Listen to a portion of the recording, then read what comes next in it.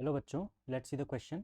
Question says explain alkaline earth metals have higher melting points than alkali metals. So let's solve the question. इस question को solve करने के लिए जो की कॉन्सेप्ट हम यूज़ करेंगे वो की कॉन्सेप्ट होगा metallic bonding. Metallic bonding metallic bonding या फिर metal bonding. So what is metallic bonding? Metallic bonding is force of attraction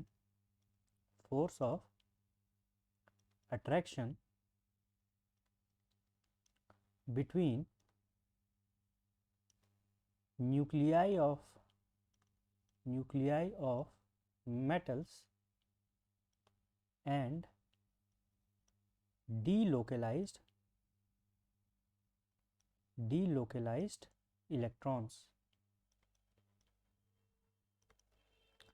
तो जो न्यूक्लियाई हैं मेटल के जो कि होते हैं पॉजिटिवली चार्ज्ड और जो इलेक्ट्रॉन्स हैं जो कि होते हैं नेगेटिवली चार्ज, इनके बीच में जो फोर्स ऑफ अट्रैक्शन लगता है किसी एक मेटल लैटिस के अंदर, उसको कहा जाता है मेटल बॉन्डिंग या metallic bonding.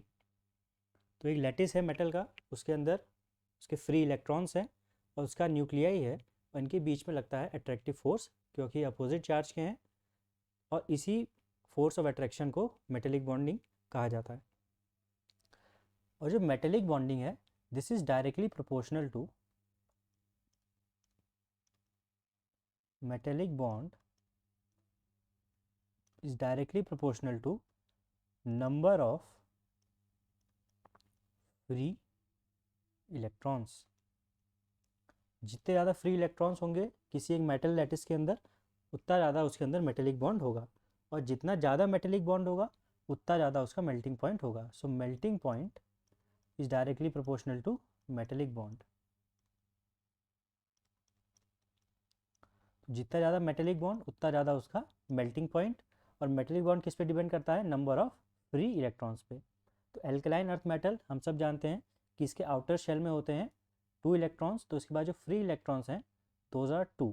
So alkaline earth metal has 2 free electrons